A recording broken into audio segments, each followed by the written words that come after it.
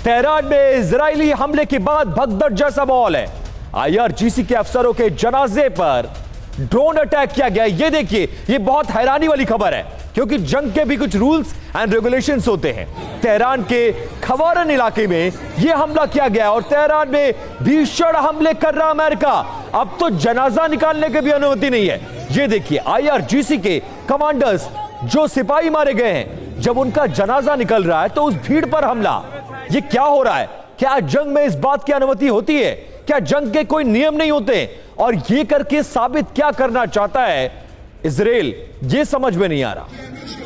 और देखिए, लेबनान में आईडीएफ का ग्राउंड ऑपरेशन। दक्षिणी लेबनान में ऑपरेशन का वीडियो जारी किया। हिजबुल्लाह के ठिकानों पर हमले जारी हैं। तो यह खबर अपने आप में काफी बड़ी है, जिसको लेकर थोड़ी देर पहले मनीष से बात भी हो रही थी। लेबनान में आईडीएफ का ग्राउंड ऑपरेशन, इसको लेकर यह खबर है। दक्षिणी लेबनान में यह ग्राउंड ऑपरेशन किया गया है। ये तस्वीरें भी जारी की गई हैं इस ऑपरेशन।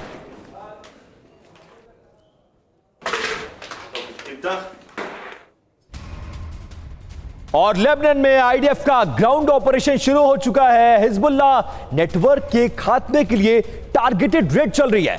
आईडीएफ की 36वीं डिवीजन के ब्रिगेड ने अब मोर्चा संभाल लिया है। ये देखिए, डिविजनल ब्रिगेड की कॉम्बैट टीम ने ऑपरेशन शुरू कर दिया है। संवेदनशील इलाकों में पहुंचकर तलाशी अभियान चलाया जा रहा है। अभियान की शुरुआत पहले से बड़े पैमाने पर की जा रही है और फायरिंग भी हो रही है।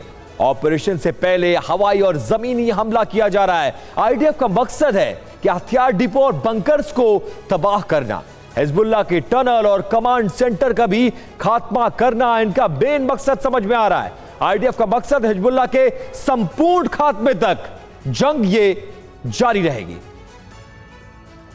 और इधर कतर ने दक्षिणी लेबनान पर इजरायली हमलों की निंदा की है। कतर के विदेश मंत्रालय ने जारी किया यह बयान। इजरायली हमले को अंतर्राष्ट्रीय कानून का उल्लंघन बताया है। लेबनान की संप्रभुता का सम्मान करने की अपील की है। अंतर्राष्ट्रीय समुदाय से तत्काल कदम उठाने की मांग की है।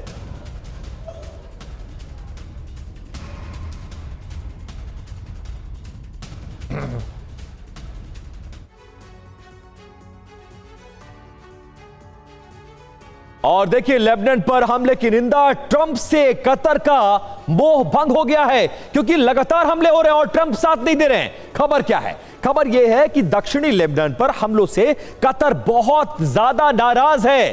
कतर ने इजरायली हमलों की कड़ी निंदा की है और अंतर्राष्ट्रीय मानवीय कानूनों का इसे उल्लंघन करार दिया है। लेबनान की संप्रभुता, अखंडता के सम्मान की बात कही जा रही है और साथ साथ में लेबनान पर हमले रोकने और कब्जा छोड़ने की रवि बात कही जा रही है। बिल्कुल, अंतर्राष्ट्रीय समुदाय से तत्काल कदम उठाने की भी मांग की गई। खास बात यह कि अमेरिका और कतर के बीच रणनीतिक आर्थिक संबंध है। कतर में अमेरिका का सबसे बड़ा सैन्य बेस मौजूद है। कतर में ईरान लगातार ड्रोन मिसाइल से अटैक कर रहा है और इजरायल यूएस के हमले के खिलाफ ईरान का कतर में अटैक। मनीष के पास सीधे चलेंगे। मनीष, दो बातें, एक तो यह कि लेबनान की धरती पर ग्राउंड ऑपरेशन किया जा रहा है और यह कोई छिपी या अघोषित बात नहीं है। नेतन्याहू का बयान हमने थोड़ी देर पहले सुनाया, वो इस ऑपरेशन को आगे बढ़ाने के ही पक्ष में। दूसरी तरफ कतर का स्टैंड, हमले होने के बावजूद वो कह रहा है कि अंतर्राष्ट्रीय संगठन इसमें दखल दे, रोके इजरायल को। ये दोनों विषय कैसे देखे जाएं, इसको कैसे समझा जाए?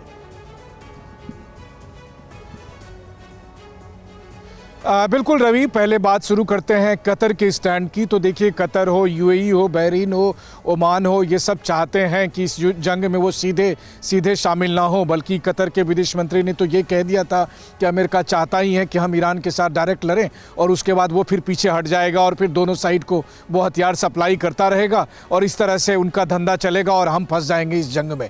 तो कतर अभी इस रूप में सोच रहा है और इसी बात से प्रेसिडेंट ट्रंप बहुत खिसियाए हुए हैं। बल्कि उनके जो आप कह सकते हैं कि युद्ध गुरु जो हैं और सबसे मुख्य सलाहकार वो लिंडसे ग्राहम सीनेटर, तो वो कहते हैं कि इन सभी देशों को सीधे युद्ध में शामिल हो जाना चाहिए और अभी सऊदी और कतर नहीं आएंगे तो कब आएंगे। तो कुल मिलाकर अमेरिका की तो मंशा यही है कि ये सभी खाड़ी देश ईरान के साथ सीधे जंग में शामिल हो जाए, जिसके लिए वो राजी नहीं है और इसीलिए इस तरह के बयान आ रहे हैं। वहीं दूसरी तरफ देखिए, जहाँ तक लेबनान में ग्राउंड ऑपरेशन की बात है तो इजराइल पहले भी ग्राउंड ऑपरेशन कर रहा था, लेकिन पिछले साल फिलहाल सीज फायर होने के बाद आईडीएफ ने कहा था कि हम पीछे हट जाएंगे अगर हिजबुल्लाह जो है सो की तरफ से कोई आक्रमण नहीं होगा, लेकिन हिजबुल्लाह की तरफ से ईरान के समर्थन में आक्रमण हो रहा है। तो आईडीएफ के पास अपनी दलील है कि यही वजह है कि हम दोबारा से ग्राउंड ऑपरेशन करना चाहते हैं और ऐसी स्थिति में हम हिजबुल्लाह को और ज़्यादा कमज़ोर करना चाहते हैं। लेकिन याद करिए, लगातार 2.5 साल से हमें बताया जा रहा था कि हिजबुल्लाह का नंबर 1 ख़त्म,